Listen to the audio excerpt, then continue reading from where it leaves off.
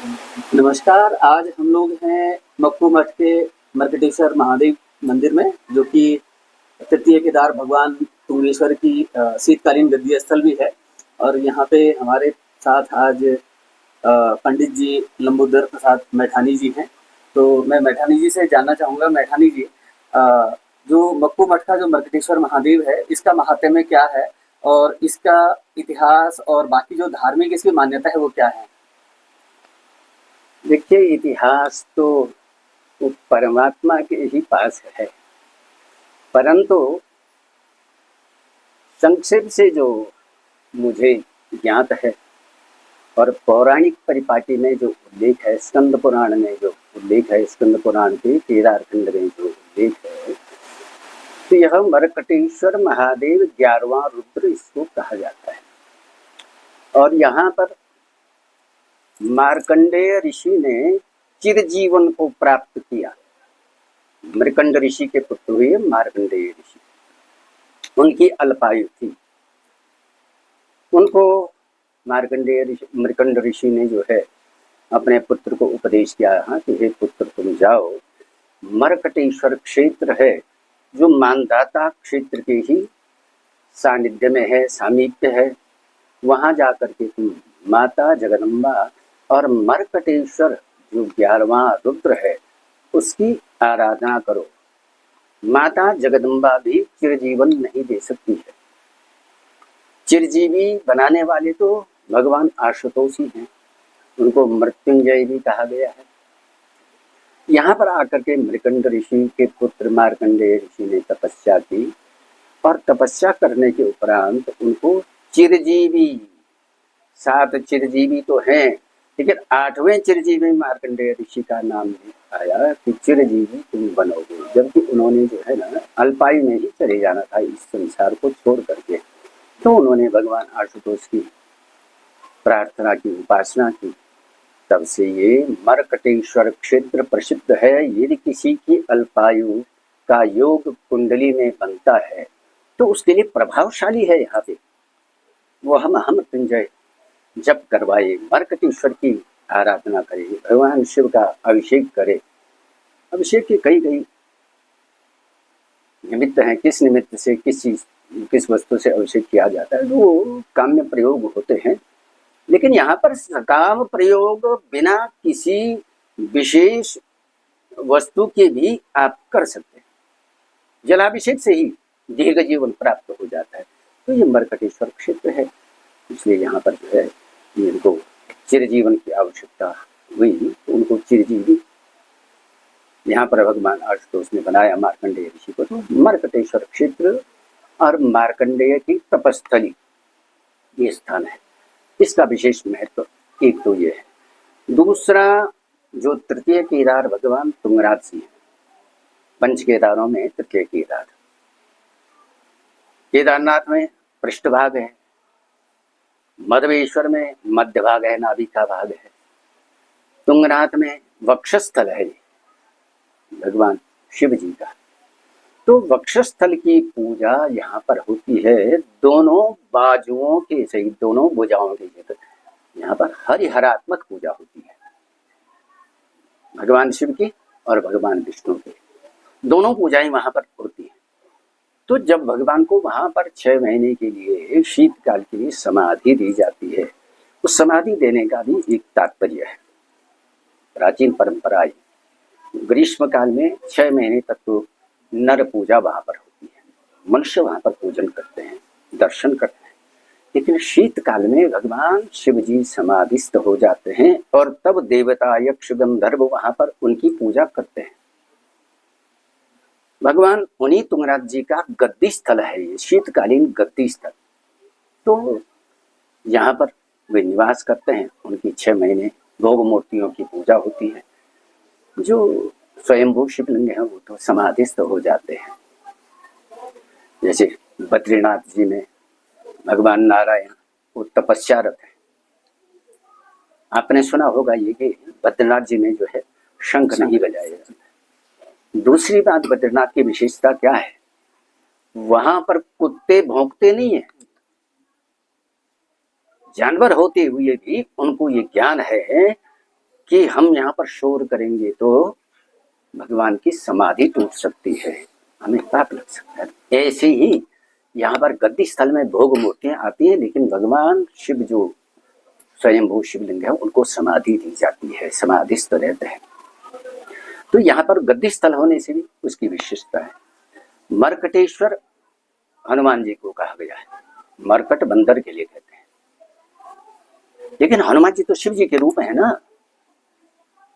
यहाँ पर लिंग की पूजा होती है और है मरकटेश्वर महादेव।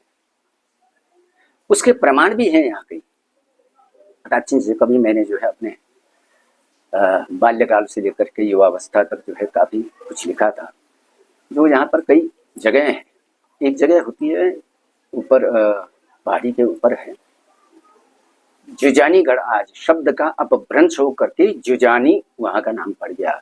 तो मैंने ऐसा कुछ अपने साक्ष्यों को, जो अन्य साक्ष्य हैं उन साक्ष्यों को जुटा करके ये अनुभव किया कि वो जुजानीगढ़ नहीं बल्कि अंजनीगढ़ था, और अंजनी का अपभ्रंश होते होते वो जुजानी हो गया। जैसे आप देखिए उखीमठ में है ना, आज उखीमठ वहां का नाम है, जबकि वो क्या है, उषा मठ है, उषा के नाम से। ऐसे ही यहाँ पर जो है मरकटेश्वर क्षेत्र हनुमान जी के नाम से प्रख्यात हुआ। तो उनकी माता जी का भी तो स्थान है ना, अंजनीगढ़ का जुजानीगढ़ हो गया। हमारी इष्ट देवी है दाक्षायणी, दाक्षायणी का मंदिर है, काफी ऊंचाई पर पड़ता है, राक्षी उसका नाम पड़ गया है। नक्शे में भी राक्षी ही, राक्षी ब्लॉक कहा जाता है, पर वो राक्षी नहीं है, राक्षिणी वहां कहते हैं, तो यक्षिणी है। और दाक्षायणी शिव जी की पत्नी है, दक्ष प्रजापति की पुत्री, जिनको सती कहा गया है।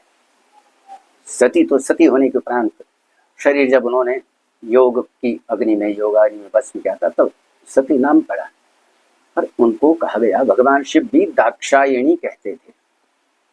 तो वहां पर अपभ्रंश होते होते राक्षिणी कहने लगे लोग, जबकि कहीं शास्त्रों में ऐसा उल्लेख नहीं, कहीं देवी के जितने ग्रंथ हैं उनमें ऐसा उल्लेख नहीं है कि देवी का नाम कहीं राक्षिणी होगा। यक्षिणी है, और यक्षिणी देवी की सहचरी है ना, स्वयं देवी की सहचरी है। तो भगवान शिव की अर्धांगिनी दाक्षायणी, उनकी जो सहचरणी थी यक्षिणी, यक्षिणी का भी जिसको आज यक्षी कहा तो राक्षी हो गया उसका। तो ये स्थान बड़ा महत्वपूर्ण है, और विशेष करके जिनकी ग्रहों की स्थिति अल्पायु के नजदीक रहती है, कि अल्पायु इस व्यक्ति की है, उनके लिए तो ये सिद्ध स्थान है। तो ऐसे दूसरी बात मैं ये जानना चाह रहा था, अभी जब पूजा कर रहे थे और जब हम यहाँ आसपास भी देखते हैं, तो यहाँ पर आकाश कामनी जो नदी है, तो उसका आप कैसे देखते हैं, या उसका धार्मिक क्या महत्व है यहाँ? देखिए, स्कंद पुराण में आकाश कामिनी जो नदी है, आकाश कामिनी का मतलब देखिए लौकिक परिपाटी में भी देख लीजिए, आकाश कामिनी जब वर्षा होगी तभी जो है वहां आएगा। आकाश कामिनी तुंगनाथ में है ना, अब तुंगनाथ में देखो बरसात में तो बहुत पानी आता है वहां, क्योंकि अब वहां पर कहीं स्रोत भी नहीं है, और इतनी ऊंचाई पर, तीर्थों में सबसे ज्यादा ऊंचाई पर तुंगनाथ, वहां पानी तो है ही। लेकिन आकाश कामिनी जब मेघ बरसते हैं तब वो पानी जो है भरता है, वृद्धि को होता है, तो वहीं से वो निकलती है धीरे धीरे। रास्ते में कुछ स्रोत उसी नदी के मार्ग में है, ऐसा नहीं कि अलग से नहीं आता है, उसी आकाश कामिनी के मार्ग में जो उसका प्रवाह स्थल है। नीचे आते आते पिंगला पानी का बोलते हैं, वहां तक आते आते जो है ना, वही पानी प्रचुर मात्रा में हो जाता है, जबकि ऊपर पानी आजकल बरसात में हुआ है, लेकिन बाद में, इसलिए आकाश कामिनी उसको कहा गया कि आकाश पर ही निर्भर है, बाकी तो स्रोत उसमें मिलते हैं। तो आकाश कामिनी के समीप है, केदार खंड में इसका उल्लेख वही है, संकल्प में वही आता है ना, आकाश कामिन्या तीर। और यहाँ पर ये जो है राक्षी नदी कहते हैं, जो राक्षी से आती है ना, तो राक्षी नदी कहते हैं जबकि यक्षी है वो, शास्त्रों का यक्षी है, पर अब वो भ्रंश होकर के राक्षी हो गया। जी, ये तो धार्मिक मान्यता और जो आकाश कामनी है उसकी बात हो गई है। अभी जब मैं इस मंदिर की बनावट देखता रहा हूँ, मैं बचपन से यहाँ पे आता रहा हूँ, तो मैं लगातार देखता रहा। तो ज़्यादातर क्योंकि मैं अभी जो शुरुआत में मैंने जो पहला सवाल किया था कि इतिहास, वो इतिहास मेरा मंदिर के उससे था, स्थापत्य कला से था। क्योंकि जो भी हमारे यहाँ उत्तराखंड में खासकर गढ़वाल क्षेत्र में जो मंदिर हैं, तो वो कत्यूरी शैली के पाए जाते हैं ज़्यादातर मंदिर। चाहे आप यहाँ मक्कू का देख लीजिए, या फिर तुंगनाथ का देख लीजिए, या फिर आप ऊखीमठ का देख लीजिए, केदारनाथ, जितने मधुमेश्वर हैं, जितने भी हैं, कत्यूरी शैली के हैं। और कत्यूरी शैली 8वीं सदी से हम 12वीं सदी के बीच का समय मानते हैं। अजय पाल, कनक पाल का जो समय है, उस दौरान का मानते हैं। तो आपको क्या लगता है कि जो ये मंदिर का जो स्थापत्य है, वो कितने साल पुराना होगा? देखिए, आज का विज्ञान कुछ भी कहे, मैं उस बात को मानने के लिए तैयार नहीं हूँ। राजा कनकपाल इत्यादि का इतिहास अगर आप देखें, तो क्या मंदिर उन्होंने ही बनाए? नहीं, ऐसा नहीं।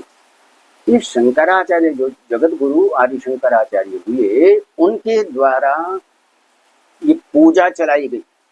आप ध्यान रखिए, पूजा चलाई उन्होंने, क्योंकि पहले बौद्ध शासन था। बौद्धों ने जो है सारे हमारे मंदिर मूर्तियां सब खंडित कर दी। जब जगत गुरु शंकराचार्य, बौद्ध से पहले बौद्ध का इतिहास हमारे यहाँ मिला है अभी भी। हाँ जी। लेकिन अब देखिए, खाली ये जो है कत्यूरी शैली जी, कितनी भी शैलियां, क्योंकि अगर हम पुरातत्व का अगर इतिहास पढ़े, तो पुरातत्व में इसी का उल्लेख मिलता है।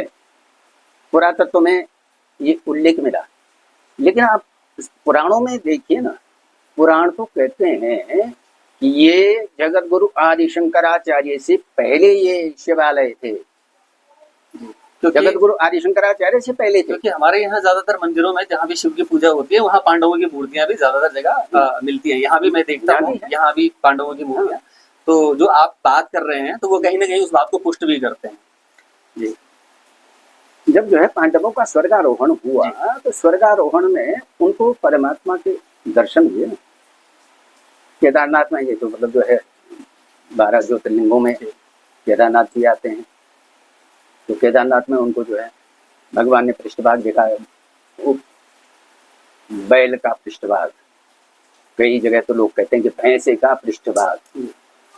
वस्तु तो भैंसे का पृष्ठभाग नहीं, वो बैल का पृष्ठभाग है ये हिस्सा। क्योंकि भैंसा तो असुरत्व में जाता है ना, और बैल पवित्र है। तो परमात्मा भैंसे का रूप थोड़े रख सकते हैं, वो बैल का रूप है। तो बैल का पृष्ठभाग केदारनाथ में है। पांडव फिर जो है, जब उनको वहां पे भगवान ने आकाशवाणी से कहा कि ये मेरा ज्योतिर्लिंग है, इसका तुम जो है पूजन करो, यहाँ पर जो है स्थापन कीजिए, मेरे मंदिर का निर्माण कीजिए, और आगे भी जब तक मेरे पूरे शरीर का दर्शन तुम्हें नहीं हो जाता है, तब तक तुम्हें मोक्ष की प्राप्ति नहीं हो सकती है, स्वर्गारोहण तुम्हारा नहीं हो सकता है। तो उन्होंने फिर वहां से आगे को मधमेश्वर में आए। तो मधमेश्वर में जो है अंतिम उनका स्वर्गारोहणी से जाकर के उस स्वर्ग को प्रस्थान करते हैं। ये तो अभी धार्मिक मान्यता और उनकी बात हो गई। अगला, क्योंकि मक्कू मठ का अपना एक महत्व है, और वो सिर्फ धार्मिक ही नहीं है बल्कि सामाजिक भी है। हम अगर अपनी सामाजिक चेतना के हिसाब से देखें, तो जो ऊखीमठ से लेकर के गोपेश्वर की जो सड़क है, वो भूख हड़ताल के नाम से जानी जाती है। और ये अपने आप में एक ऐतिहासिक बात है कि आज भी वहां पर भूख हड़ताल नाम से बस सेवा चलती है। और उसमें मक्कू के लोगों का बहुत बड़ा योगदान है, खासकर महेंद्र प्रसाद मैठानी जी का, जिन्होंने अनशन किया था। तो उनका तो यात्रा से संबद्ध है जी, जो परिवहन सेवा है जी। हाँ, परिवहन सेवा, हाँ, बस चलाने को लेकर के। हाँ, तो इसीलिए भूख हड़ताल तो सर्विस का नाम पड़ा। हाँ, लेकिन जो मार्ग है जी, वो मार्ग हमारे पूज्य भाई गंगाधर में मैं उसी बात पे आना चाह रहा था कि जो हमारे यहाँ के पहले बद्री केदार के हमारे विधायक भी रहे हैं, और वो हमारे एक महान व्यक्तित्व में से शामिल हैं। तो हमारी ये धरती उन सब के लिए जानी जाती है, जन संघर्षों से लेकर के और सामाजिक सरोकारों के लिए। तो जो गंगाधर मैठानी जी हैं, जो हमारे तब के हमारे विधायक भी रहे हैं, तो सड़क को लेकर के उनकी बड़ी भूमिका रही, और उसके बाद बस चलाने को लेकर के रही। हाँ। ये एक सामाजिक चेतना की भी भूमि रही है, जो मक्कू मठ और उसके आसपास का जो क्षेत्र है, और यहाँ तक कि जो चोपता और उसके आसपास का जो पूरा क्षेत्र है, तो उस सड़क आने से ही वो समृद्ध भी हुआ है। आज जो भी पर्यटन और ये सब चीजें वहाँ पे हो रही हैं, तो इसको आप कैसे देखते हैं कि, और उसके साथ साथ एक बात हमें नहीं भूलनी चाहिए कि उत्तर प्रदेश में रहते हुए भी मक्कू की जो वन पंचायत थी वो हमारी सबसे बड़ी वन पंचायत हुआ करती थी। अगर हम प्राकृतिक संसाधनों को देखें, और वन पंचायत वो वन पंचायत थी कि जिसपे ग्रामीणों का हक हकूक था पूरा, तो आज भी है वो। तो ये दो चीजें जो कि सामाजिक सरोकारों से जुड़ी हुई जो चीजें हैं, उसमें आप कैसे यहाँ के लोगों की भूमिका देखते हैं और आज क्या स्थिति देखते हैं? देखिए, मैं तो ये कहे तो आप कहते हैं कि आज भी है अधिकार जी। आपने देखा होगा पत्रिकाओं में, पत्रों में आपने पढ़ा होगा, क्या वास्तव में ग्रामीणों का यहाँ पर अधिकार है, स्वामित्व है? मैं नहीं समझता हूँ ऐसा कि स्वामित्व होगा, क्योंकि वन विभाग जो अपनी मनमानी कर रहा है, आप ये समझ लीजिए, इसमें हमारे क्षेत्र के सारे लोग, एक मक्कू की ही बात थोड़ी है, सारे हमारे उत्तराखंड में विशेष करके रुद्रप्रयाग से ऊपर के जितने भी गांव हैं, लोग हैं, सबका योगदान पहले था, पर आज नहीं। जब वन विभाग अपनी मनमानी कर रहा है, वन विभाग तो अपने टेंट वगैरह सब लगा रहा है और ग्रामीणों को बोल रहा तुम भागो, ये सेंचुरी जोन है। तो मैं तो वन विभाग से या शासन प्रशासन से ये पूछना चाहता हूँ कि भगवान पहले थे या वन विभाग पहले था, इसका सिर्फ जवाब मिले। योगदान पे मैं आता हूँ कि गांव वालों का क्या अधिकार है। आप ब्रिटिशर्स के साथ में वन विभाग आया, उससे पहले तो कोई वन विभाग नहीं था। तो वन विभाग ने, आज तो अतिक्रमण तो वन विभाग ने कर दिया ना, पब्लिक ने कहाँ किया। हाँ, कुछ ऐसे असामाजिक तत्व भी हो गए, तो उन पर अंकुश लगाना भी सबसे पहले तो समाज का काम है ना, समाज का काम है। असामाजिक तत्व जो बाहर से आ रहे हैं, यात्रा के नाम पर आ रहे हैं और नाना प्रकार के अनेक व्यसन हैं, कई चीजें हैं, वो सारे जो है कर रहे हैं, तो उस पर अंकुश हमें लगाना चाहिए। हमारा अधिकार हम समझें कि हमारा यहाँ पर अधिकार है, गांव वालों के, क्षेत्र वालों के अधीन ही है। लेकिन ये जो वन पंचायत मक्कू है ना, बहुत कम लोग इसको जानते होंगे कि इस वन पंचायत पर कितने गांवों का अधिकार है। एक खाली मक्कू ऐसा बोले कि हमारा ही अधिकार है, मानते हैं कि आप रेख रेख में जो है हमारा अधिकार है, और ज्यादा अधिकार मक्कू का ही है, लेकिन 80 गांव हैं। क्योंकि मैं पहले 7 साल तक सरपंच रह चुका हूँ, मैं इसलिए ये सवाल पूछ भी रहा हूँ आपसे, क्योंकि ये वाजिब सवाल वाजिब व्यक्ति से ही पूछा जाना चाहिए। हाँ, तो 80 गांवों का अधिकार है। उसमें ये उल्लेख है प्राचीन से, जो नियमावली बनी थी उस नियमावली में ये उल्लेख था कि मक्कू गांवों को छोड़ करके अन्यत्र जिनका अधिकार है उनको बाजारी भाव पर वृक्ष उपलब्ध कराए जाएंगे, और ये सुनिश्चित करवाना है कि उनको वृक्ष दिए जा रहे, नहीं दिए जा रहे। वस्तुतः इसमें प्रमाण हमारा पहले से ऐसा है कि एक व्यक्ति को एक वृक्ष दिया जाता है, तो उससे ये मुचलका भी लिया जाता है। पहले पुरानी भाषा में ना मुचलका लिया जाता है कि आप 10 पेड़ लगाएंगे और हमको सूचित करेंगे कि ये 10 पेड़ मैंने लगाए। एक पेड़ आपको दिया तो 10 पेड़ आप लगाएंगे। आज वो एक पेड़ तो काटता है, लेकिन कहीं पेड़ लगाने की बात करता ही नहीं है। अब ये आप लोगों का सानिध्य मिला तो इसमें जो है काफी अच्छा भी लगा कि आप लोग हमेशा वर्षा काल में वृक्ष लगाते हैं। केदारनाथ दास सेवा मंडल इत्यादि जितने भी हैं इनके सहयोगी हर सीजन में जब जैसा भी समय आता है, जिस ऋतु का जो वृक्ष लगाने का समय आता है लगाते हैं। खुशी भी होती है, कम से कम कुछ जागरूकता तो आ रही है। तो क्योंकि उत्तर प्रदेश के समय से हमारी मक्कू वन पंचायत सबसे अमीर वन पंचायत है पूरे राज्य में, उत्तर प्रदेश के समय से। हाँ। जाहिर सी बात है आज भी होगी। तो आज वन पंचायत की भूमिका क्या है? ये जल जंगल जमीन से लेकर के और जितना भी यहाँ पे पर्यटन वगैरह उसके प्रबंधन में और वन विभाग के साथ में सामंजस्य में, इन 2-3 चीजों पे वन पंचायत की भूमिका क्या है आज? देखिए, वन पंचायत की भूमिका तो बहुत अच्छी होनी चाहिए, परंतु वन पंचायती सदस्य, सरपंच इत्यादि जो भी समिति है उस पर वन विभाग ने अंकुश लगाया हुआ है।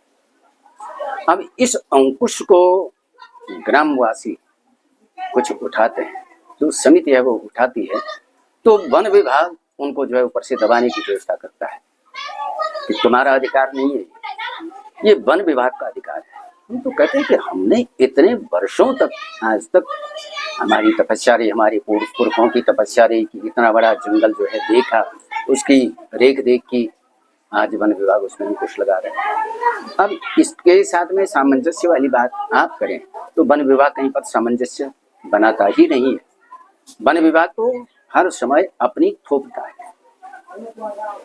ना अपनी, कि हमारा है अधिकार, वन पंचायत का है, लेकिन वन विभाग कहता है कि हमारा अधिकार है। अधिकार उनका है तो चलो वो अधिकार समझे, तो यहाँ कुछ विकास भी तो करें, रास्ते बनाएं। आपने देखा होगा कि यहाँ मंदिर के प्रांगण तक, आज इस मंदिर प्रांगण में हम हैं, यहाँ पे यहाँ का जो प्राचीन रास्ता था वो PWD का था, ये आज सब बंजर पड़ा हुआ है। पैदल मार्ग भी PWD का था, काकड़ा घाट से लेकर के पूरा तुंगनाथ तक पूरा रास्ता वो सब बंजर पड़ा है। तो इसमें सरकार भी तो क्या होगी, बिल्कुल लचीलापन सरकार में है नहीं। सरकार मूक दर्शक बनी है कि कोई यहाँ पर, अगर जैसे जो आप ये हक हकूक की बात कर रहे हैं मैं अगर शिव प्रसाद डबराल की किताब है उत्तराखंड यात्रा दर्शन, तो 1952 की किताब है, तो उसमें यहाँ के क्षेत्र के और चोपता और तुंगनाथ के आसपास के हक हकूक कुछ लिखे गए यहाँ के लोगों के। हाँ, तो वो हक हकूक वो जमीन भूमि को लेकर के भी हैं कि किसको कितनी भूमि और उनकी क्या जिम्मेदारी है और कितने में दी जानी है। उसमें यहाँ के रहवासियों से लेकर के पशुपालकों से लेकर के, और हालांकि आज नहीं है, जो पात्र हैं उनके लिए भी भूमि दर्ज है। मतलब एक प्रकार से वो पट्टे पे या किराएनामे में जो भी है तो उनके लिए भूमि दर्ज है। तो क्या आज उसका यहाँ पर पालन हो रहा है या लोग उसका उपयोग कर रहे हैं? इस तरह से उपयोग जिनके पास अभिलेख हैं उनके जी, वो तो उपयोग कर रहे हैं जी, लेकिन उसमें भी अड़चन डालने वाले वन विभाग वाले हैं। आप पक्का निर्माण नहीं कर सकते भाई, जिनकी जमीन है वो पक्का निर्माण कैसे नहीं कर सकता है? क्योंकि उस किताब में दर्ज है कि कितनी भूमि किसको किस दर पे दी जानी है। उसमें जो कृषक हैं उनके लिए भी है, पुजारी हैं उनके लिए अलग है, और बाकी जितने भी लोग हैं सबके लिए अलग अलग कैटेगरी में भूमि उसमें दर्ज है। तो मैं ये जानना चाह रहा था कि आज उसकी स्थिति क्या है, खासकर चोपता के आसपास में। तो मतलब यहाँ पर तो आपकी अपनी जो नाप की जो भूमि है वो है, लेकिन जो रिजर्व फॉरेस्ट या जिसकी आप बात कर रहे हैं उसके लिए देखिए, चोपता में तो जो जहाँ जिनकी हक की भूमि थी वो स्थान तो बंजर पड़ा। अब धीरे धीरे जो है उसमें कई लोगों ने टेंट लगा दिए, कई लोगों ने जो है उसको बेच दिया। ऐसे भी हैं, एक ने बेच दिया। अब नजुल की जमीन तो ट्रांसफर होती ही नहीं है, एक को बेच दे दिया, वहां से पैसा ले लिया। वो आदमी बदकिस्मती से जो है वो गुजर गया। वही जमीन जो है उन्होंने पुनः हड़प करके और दूसरे को बेच दी। पर वहां पर अब बना रहे हैं। तुंगनाथ में जिनकी भूमि है उन्होंने तो बनाया नहीं, कुछ ने बनाया, कुछ नहीं बनाया, लेकिन जो अन्यत्र भूमि है उस पर अतिक्रमण कर लिया। क्योंकि एक विरोधाभास मुझे ये भी समझ में आता है कि वन विभाग कहता है कि हमारी भूमि है, और दूसरी तरफ ये सारी चीजें भी हो रही हैं जिसकी आप बात कर रहे हैं। जो आज यहाँ पे पर्यटन का जो दृश्य दिखाई दे रहा है, जो बेहुदा किस्म का जो पर्यटन है उसको कहूंगा, मतलब इस तरह के जो हमारा जो धार्मिक स्थल है, धार्मिक मान्यताओं और आस्था का है, आध्यात्म का है, वहां पर जिस तरह का पर्यटन हो रहा है, तो क्या उस पर किसी का कोई अंकुश नहीं है? देखिए, जो पर्यटन है, पर्यटन तो बेरोजगारों को रोजगार देने के हिसाब से होना चाहिए जी। लेकिन आज जिन्होंने वहां पर जो अपने टेंट वगैरह बनाए हैं, मकान बनाए हैं, स्वयं हम अपने आप नहीं करते काम। ठीक बात, आप समझते होंगे इस बात को। बिरले ही हैं, 2-4 ही होंगे ऐसे कि जो स्वयं उसको चला रहे। बाकी तो धन लोलुप हो गए, उनको दे दिया किराए पे, स्वयं बैठ करके जो है बेरोजगारी का राग आलाप रहे हैं, और वहां से लाखों रुपया किराया वन पंचायत के माध्यम से ले रहे हैं। खैर वो तो उनका अपना है, वन पंचायत का तो उसमें कोई हस्तक्षेप नहीं है। जब तक मैं अपनी बात करूं, मैं जब सरपंच था तो मेरे समय पे वन विभाग तो अधिकार क्षेत्र तो वन पंचायत का है, वो है? अधिकार क्षेत्र तो वन पंचायत का है। हाँ, वन पंचायत का है ना, ये वन पंचायत का है अधिकार क्षेत्र। और रेगुलेशन उसमें जो है वन विभाग का है। वन विभाग वहाँ पे वसूली कर रहा है, एक प्रकार से गुंडागर्दी हो गई। अधिकार वन पंचायत का है, लेकिन टैक्स वसूली कर रहे हैं वन विभाग वाले। अब जो टैक्स वसूली कर रहे हैं किस उद्देश्य से कर रहे हैं, और उसका जनता के लिए क्या उपयोग हो रहा है? क्या उपयोग हो रहा है? कुछ भी नहीं है। अब वो कहाँ से आ रहा है, कहाँ जा रहा है, कौन खा रहा है, ये भी तो, अगर टैक्स लेते हैं वहां पे तो जनता के समक्ष तो ये आना चाहिए ना कि इतना वसूल हुआ, इसका उपयोग हम यहाँ कर रहे हैं, अब उसका उपयोग आप अन्यत्र करो, टैक्स यहाँ से वसूलो। जो यहाँ के हकूकधारी हैं उनको तो लकड़ी जलाने के लिए, जलौनी लकड़ी भी प्रतिबंधित है कि लकड़ी आप नहीं काटेंगे, लकड़ी नहीं जलाएंगे, और आप उसका ठेका दे करके बाहर बेच दो, आपके लिए तो कोई प्रतिबंध नहीं है। और जो हकूकधारी हैं उनके लिए बोल दिया कि नहीं, आप जलौनी लकड़ी नहीं जला सकते। आप देखो, तीर्थ क्षेत्र है, सारे तीर्थों में विद्युत आपूर्ति होती है। हम कब से लगे हैं कि तुंगनाथ क्षेत्र में तीर्थाटन के लिए लोग आते हैं, दर्शन के लिए आते हैं, रास्ते में कहीं प्रकाश की व्यवस्था नहीं है, और बिजली के लिए सेंचुरी जोन हो गया। ये बड़ा विरोधाभास है। और आपके लिए नहीं है सेंचुरी जोन, चोपता में उन्होंने पक्का निर्माण कर रखा है। प्लास्टिक, कूड़ा करकट और जो पक्के निर्माण है उसके लिए तो सेंचुरी जोन नहीं है, लेकिन बिजली लगाने के लिए सेंचुरी जोन हो गया। तो ये है, मैं तो सरकार से ये कहना चाहता हूँ कि कम से कम इसका जवाब दे कि तीर्थ पहले थे या वन विभाग पहले था, सेंचुरी जोन पहले आया या परमात्मा के। हम तो उन जीवों को देखते हैं, आज तो हम उतने जीव दिखाई नहीं देते जितने वन्य जीव पहले थे। मैं तो 11वें साल से पुजारी रहा हूँ तुंगनाथ में, तब से मैंने देखा कस्तूरा मृग इतना होता था तुंगनाथ क्षेत्र में, नीचे चोपता बनिया कुंड तक इतना होता था, हम देखते थे सामने। यहाँ तक कि कई बारी हमने बच्चे पकड़े उनके। एक जंगली छोटा जानवर होता है, मस्क डियर नहीं, दूसरा जानवर होता है। अच्छा। वो बड़ा खतरनाक होता है उनके लिए, वो लंबा होता है, पता नहीं आप उसको तितरियाल कहते हैं। हाँ, तितरियाल जिसको कहते हैं। वो कस्तूरा मृग के बच्चों के पीछे पड़ जाता है। तो उस समय तो टॉयलेट की व्यवस्था नहीं थी कहीं कुछ, तो हम भी जंगल जाते थे। तो सायंकाल को जो है, जैसे उनके बच्चे जाते हैं ना अपने आशियाने में, वो जा रहे हो तो वो तितरियाल जो है उनके पीछे पड़ जाते थे। तो कई बारी वो हमने ऐसे पकड़ दिए, तो घायल अवस्था में कांचुलाखर के जो है कस्तूरा मृग फार्म वाले खुद तुंगनाथ से 6-7 कस्तूरा के बच्चों को हम लोगों से ले गए कि नहीं, हम वहां पालेंगे। और वो हमारे साथ वो बच्चे इतने घुल मिल गए थे। खुद मेरे पास एक बच्चा था, रणजीत सिंह भंडारी ने 2 बच्चे पकड़े हुए थे, तो 2 महीने मैं रहता था वहां पे। अभी ये कितने साल पुरानी बात कर रहे हैं आप? ये लगभग 90 के आसपास नहीं, या 80 के आसपास।